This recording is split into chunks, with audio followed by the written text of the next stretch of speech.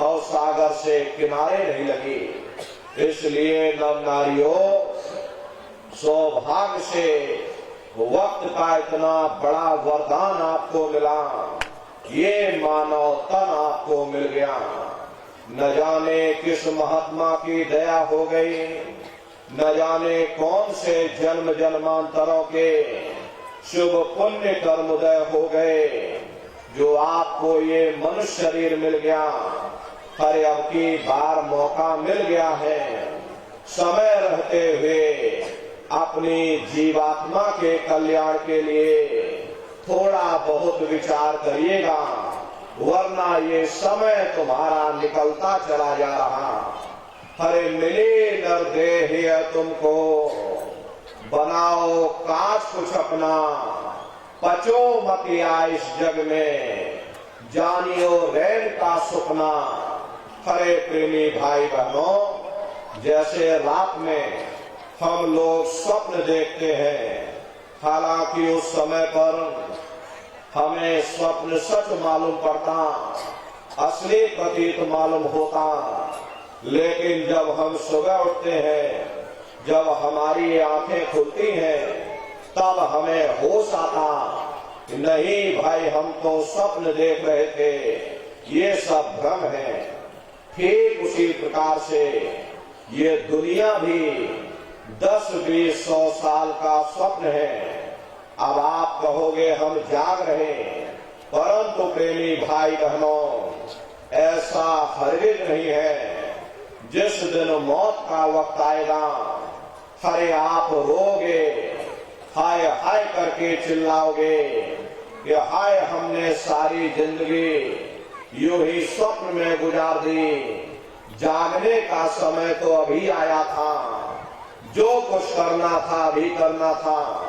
लेकिन प्रेमी भाई बहनों, अब पछताए होत क्या, जब चिड़िया चुग गई खेत।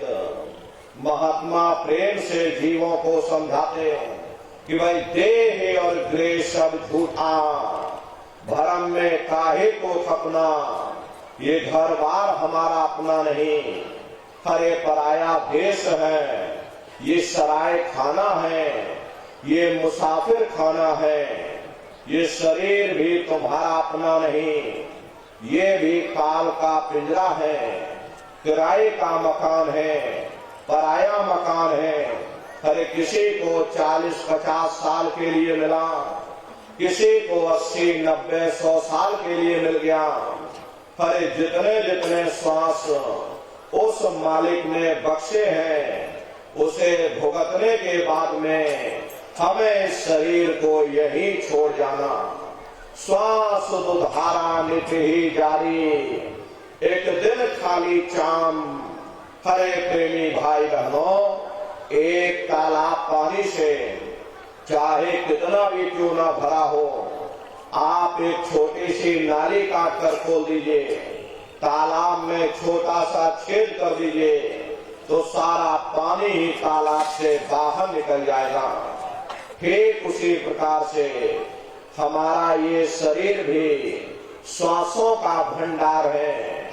जब तक श्वासों का भंडार जारी है, हम दुनिया के काम काज में फंसे हुए, दुनिया के कारोबार में उलझे हुए, लेकिन जिस वक्त ये श्वासों का भंडार खाली होगा, हरे टेलीफोन खड़क जाएंगे, तार पहुंच जाएंगे, संदेश पहुंच जाएंगे, सब रिश्ते नातेदार, सब कुटुंब परिवार वाले, सब अड़ोस पड़ोस वाले मिनटों सेकंडों में इकट्ठा हो जाएंगे।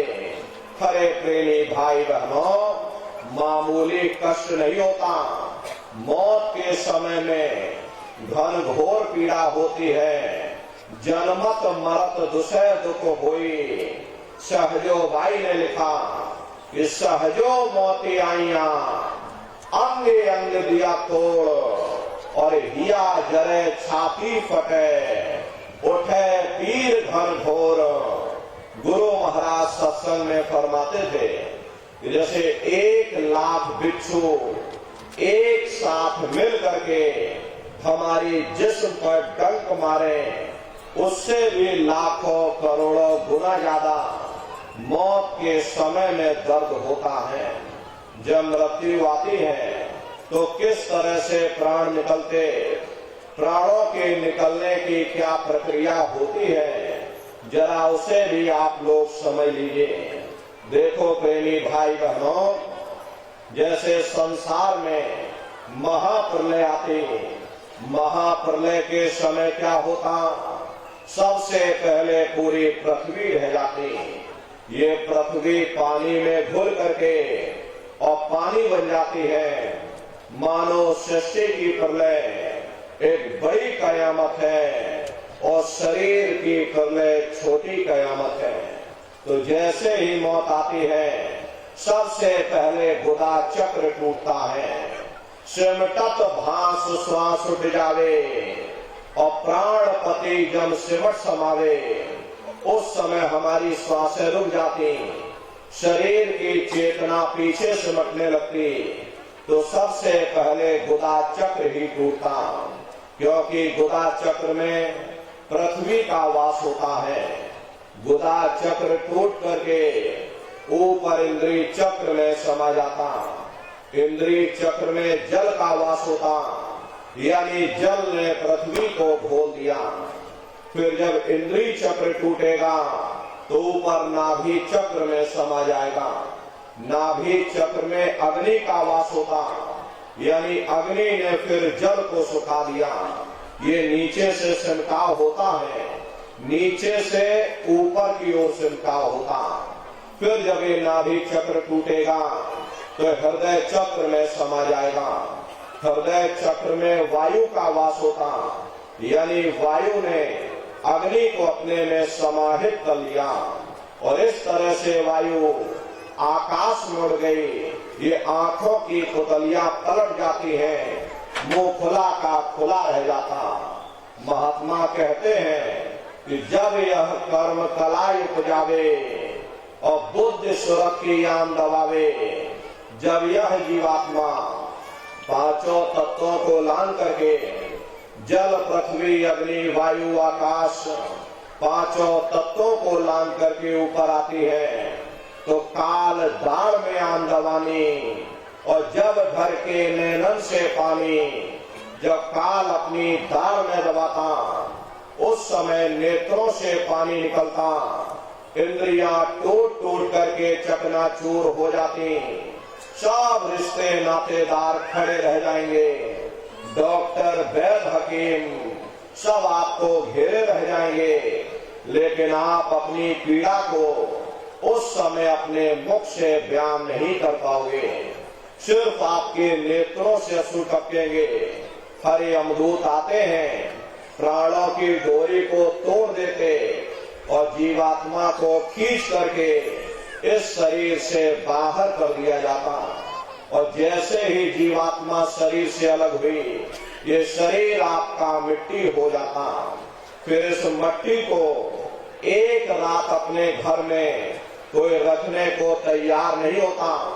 अरे आपके कितने भी सगे संबंधी क्यों ना हो, खास नात रिश्तेदार क्यों ना हो, लेकिन एक रात कोई घर में मिट्टी रखने के लिए तैयार नहीं होते।